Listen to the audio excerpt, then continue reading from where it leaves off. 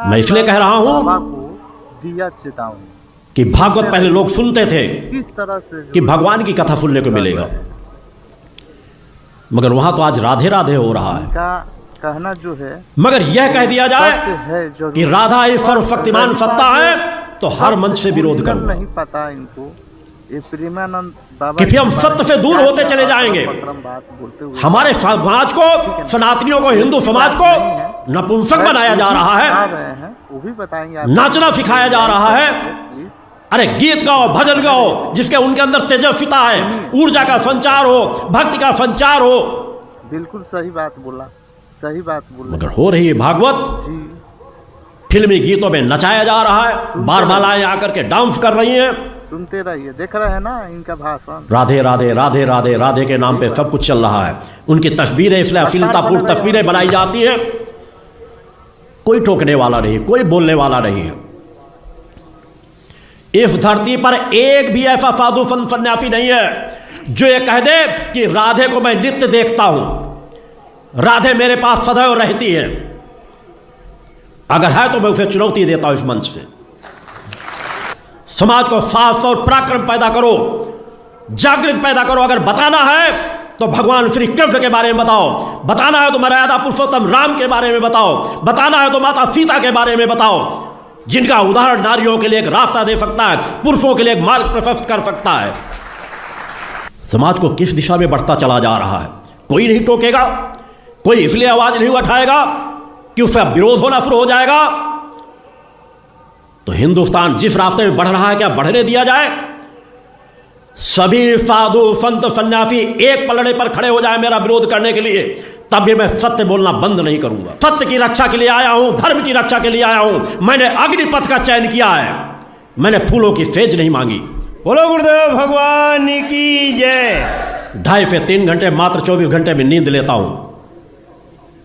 कितने साधु संत सन्यासी योगी होंगे जो जितने समय में जगता हूं सुबह प्रातः जगते हो? 2:30 बजे नित्य प्रातः जगता हूं। राधे राधे कहने वाले कुकुर मुत्ते 8-9 बजे रात तक पड़े सोते हैं। अधिकांश कथावाचकों की बात करता है, 10% कथावाचकों को अगर छोड़ दूं, उनके जीवन में कोई परिवर्तन नहीं होगा और कहेंगे भागवत सुन लो तुम्हारा कल्याण हो जाएगा। जब सुनाने वाला ही साधक प्रवृत्ति का नहीं होगा, तपस्वी नहीं होगा, तो समाज में क्या परिवर्तन आएगा? समाज धीरे धीरे पतन के मार्ग में चलता चला जा रहा है। दूसरा चाहता हूं उन कथावाचकों से, इस मंच से भी, कार्यकर्ता बैठक के मंच से, कि पूरी पुरानी भागवत उठा करके देख लो, राधा नाम का शब्द नहीं होगा। मगर कहते हैं जो दिख रहा है वही बिक रहा है। काल्पनिक चीजों में खोते चले जा रहे हैं। ठीक है, हर काल परिस्थितियों में किसी समय राम ने जन्म लिया, किसी समय कृष्ण ने जन्म लिया, हमारे देव पुरुषों ने जन्म लिया, महापुरुषों ने जन्म लिया। ये हमारे लिए सभी पूज्य हैं, सम्मानित हैं, मगर ये हमारी आत्मा के जननी नहीं हो सकते। न राम हो सकते हैं, न कृष्ण हो सकते हैं। ये हमारे लिए देव पुरुष हैं, हमारे लिए पूज्य हैं, मगर सृष्टि के रचयिता नहीं है। उस माता आदि शक्ति जगन्नी जगदम्बा के चरणों में हजारों लाखों राम और कृष्ण उनके नख में समा जाएंगे। वह है माता आदि शक्ति जगत जननी जगदम्बा।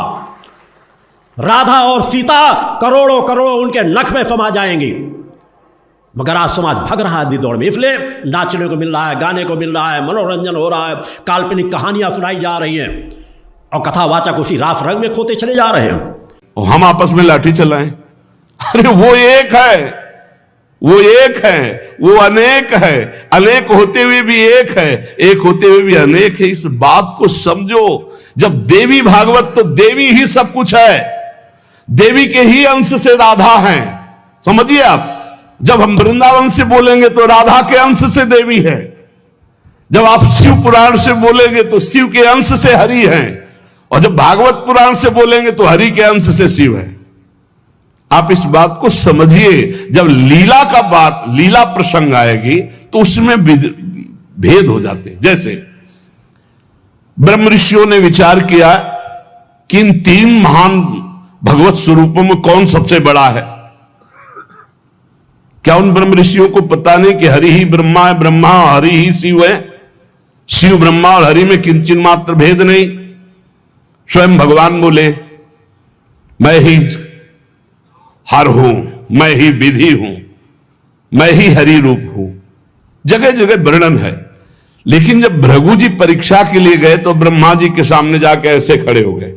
यह भद्रता है गुरुजनों के सामने ऐसे खड़े होना, ऐसे नहीं खड़े हुआ जाता, यह अभद्रता कही जाती। गुरुजनों के सामने सावधानी पूर्वक हाथ जोड़कर या बहुत नम्र ऐसे।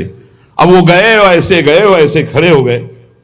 ब्रह्मा जी ने कहा तो सभा की मर्यादा के विरुद्ध है, पर भृगु जी उनके पुत्र हैं, थोड़ा गुस्सा आया पर शांत रहे। शंकर जी के पास गए, बोले आओ भाई, बहुत दिनों बाद आगमन हुआ भृगु जी से।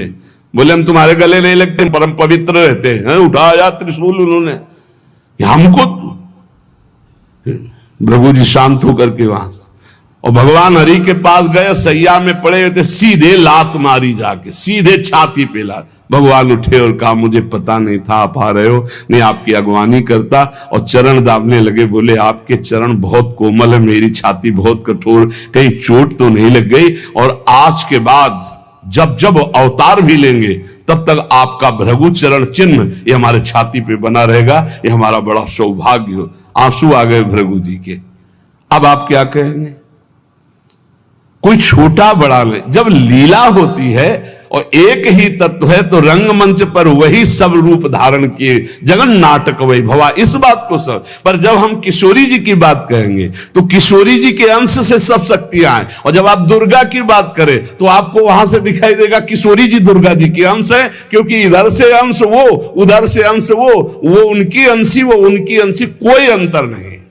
इधर से हम बोलेंगे श्री कृष्ण के अंश से शिव, और जब शिव पुराण में पढ़ोगे तो शिव जी के अंश से श्री कृष्ण। अब इसमें संशय थोड़ी, क्योंकि वही एक तत्व है, विविध प्रकार से लीला कर रहा है। इसलिए भ्रम का तो ध्यान छोड़ दो, भ्रम छोड़ दो। जब जब जैसा अवसर आया वही रूप धारण किए तत्व विराज। पर जब लीला की चर्चा होगी तो माधुर्य रस में ऐश्वर्य का प्रवेश नहीं, भगवान के ऐश्वर्य का प्रवेश नहीं, तो और ऐश्वर्य शक्तियों की तो बात जाने दो। कभी आपको कोई भी शास्त्र मिला हो कि ब्रज में सुदर्शन चक्र का प्रयोग भगवान ने किया या प्रवेश हुआ, तो हमें बताना। ब्रज में तो आप थोड़ा ऐश्वर्य की झलक दिखा दिए, अंतर ध्यान हो गए, लेकिन निकुंज में कहीं नहीं कि अंतर ध्यान की लीला एक बार भी हुई हो। निकुंज में बताना पूरे वाणियों को पढ़ करके। अब जो निकुंज रस है इसमें कहीं वर्णन नहीं है कि अष्टभुजा का प्रवेश है या षोडश भुजा का।